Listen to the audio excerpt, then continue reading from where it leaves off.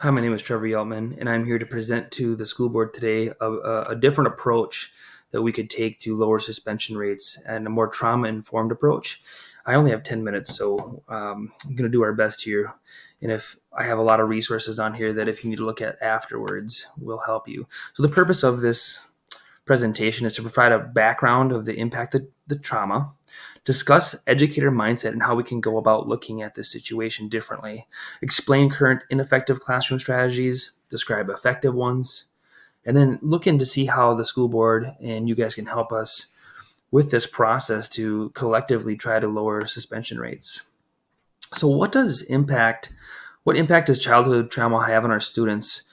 Trauma and victimization rates of 80% or greater have been found using both conventional and more comprehensive measures. 80% is staggeringly high. Even if it was half of that, which is 40 or 50%, to think that 40 or 50% of our students are coming in with trauma, experiencing trauma, that's a big thing to look into. Again, this is all science-based. I'm going to have a lot of different resources in here that you can look at.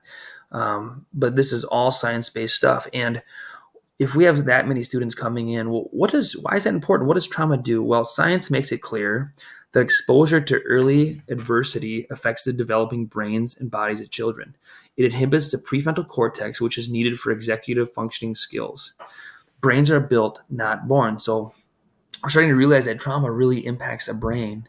And being that brains are not, they're built, they're not born, we can see that trauma can take a huge negative impact on our children.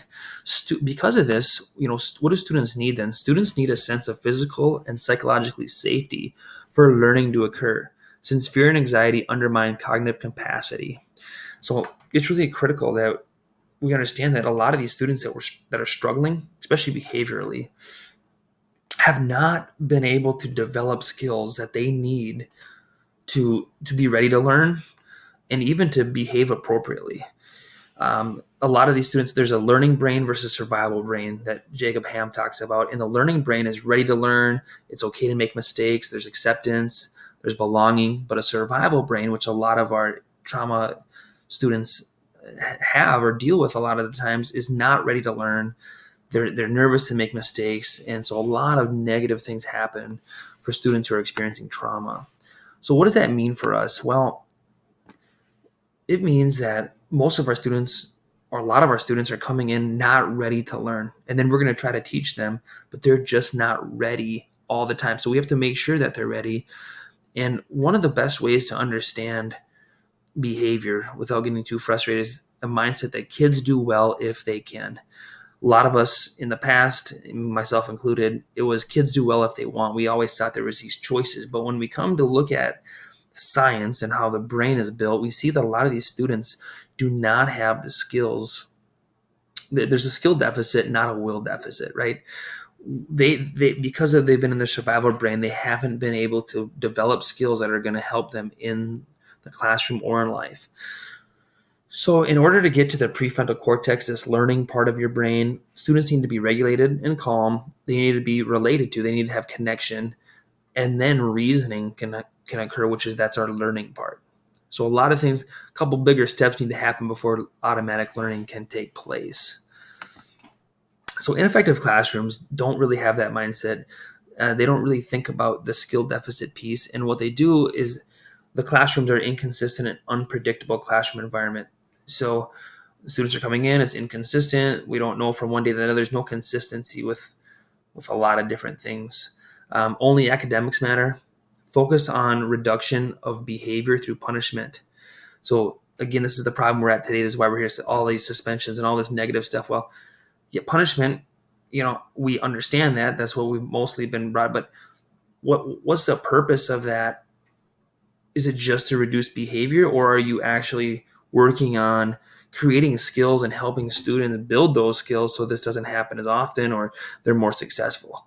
Or are you just punishing them in hopes that because they will do better then maybe later? So it's we have to understand that kids want to do well. And then these classes are reactive instead of proactive. And then there's teacher burnout. So effective classroom practices, they create a physically safe environment where students can learn and their brains are more ready. They provide psychologically safety and positive relationships. So there's relational connection. Those classrooms are building executive functioning skills. They're encouraging self-regulation, and the teachers, the staff are taking care of themselves. It's a great recipe for a classroom that's going to help students and reduce a lot of these to get to this point of suspensions. So we're going to talk about more about this effective classroom practice, and this is where you guys come in and how you can help more classrooms be effective. Well, we can educate staff about safety, provide psychologically safety and relationship building techniques, explain how staff can help build executive functioning skills in students, encourage teachers to teach self-regulation strategies, and lastly, check in with staff for self-care purposes and making sure your staff is doing well. And I'm going to go into more details on this in the next few slides. So physical safety. The physical environment is an equal but often neglected variable with the spectrum of trauma-informed care.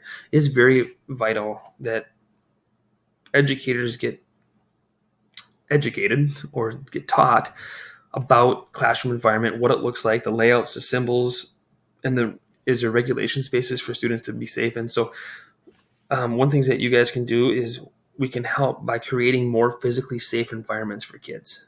That will help the behavior, and it's going to help the learning. Psychologically, safety and relation. We're going to continue with the safety, but this time it's not so much the physical piece. It's right up here. Warm, caring, supportive student-teacher relationships, as well as other child-adult relationships, are linked to greater school performance and engagement, greater emotional regulation, social competence, and willingness to take on challenges. Having a psychologically safe environment is going to help students be ready to learn and thrive, and that relationship piece, it just creates that safety.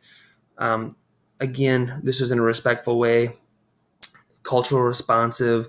It's okay to make mistakes, trusting relationships, and the kids need to know that they're loved no matter what, or they have positive high regard.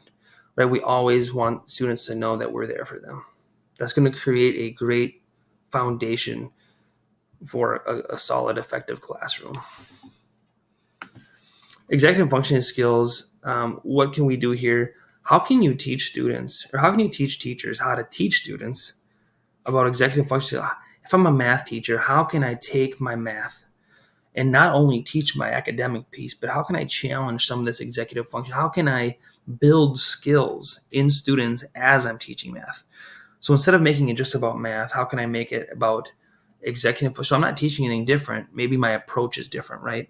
Maybe my mindset's a little bit different, but working memory, control, inhibitory control, and mental flexibility is executive functioning skills. So self-talk, teaching kids how to self-talk before a lesson, or goal setting before a lesson, or even using games to help create executive functioning skills would be appropriate.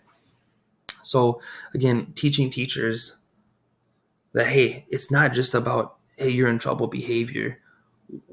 How can you build skills in these students so that they're less likely to have those troubles?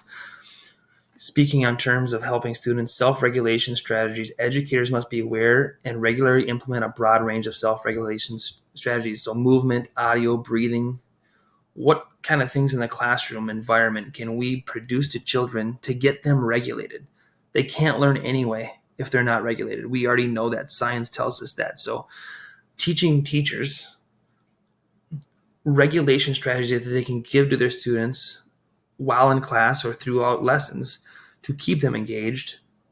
By the way, if you're engaged, you're less likely to misbehave.